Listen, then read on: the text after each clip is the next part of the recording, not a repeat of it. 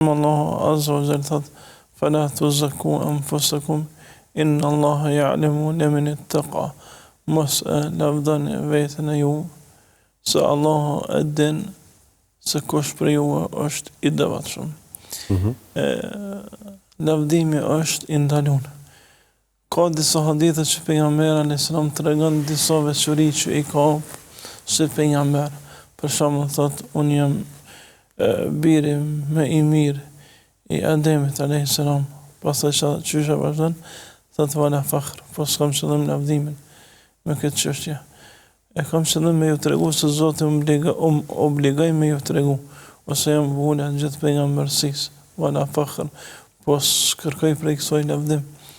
Në disa raste lejohet so për sërim, sikur se Uthmani radiallahu anhu, në momentin kur xhavarejt e rrethun për me vra, thoshte, a nuk kam qenë që e kam bler atë pusin, dhe ja u kam dhonë pejgamberi dhe sahabe, a nuk kam qenë unaj që e kam zgjeru xhamin, a nuk kam qenë unaj që i kam pajis 1000 kalars me pajisje për luftë. Kjo nuk ka pas qëllim me u lavdu, po nga njëherë kërkohet me ju tregu se ai që ti je të thonë, unë nuk jam, unë jam tjetër.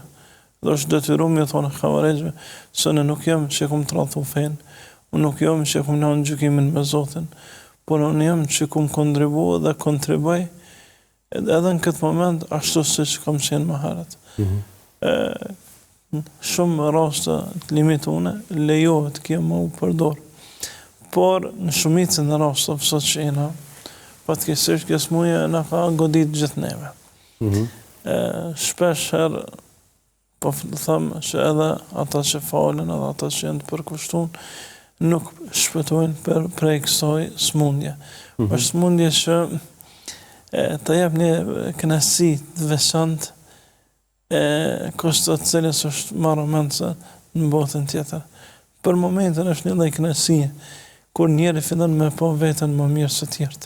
Pra është veten të pastër, ndërsa të tjerët më poshtë. Kjo është. Nuk ka mundësi me u nënçmu askush, vetëm se duke u lartësu vetja jote. Nuk ka mundësi me u ndi dikush i përullën, veçse ti në atë mes ndihesh i lartësun. Dhe kjo lloj lartësimi nuk është që i takon krijesës njeri.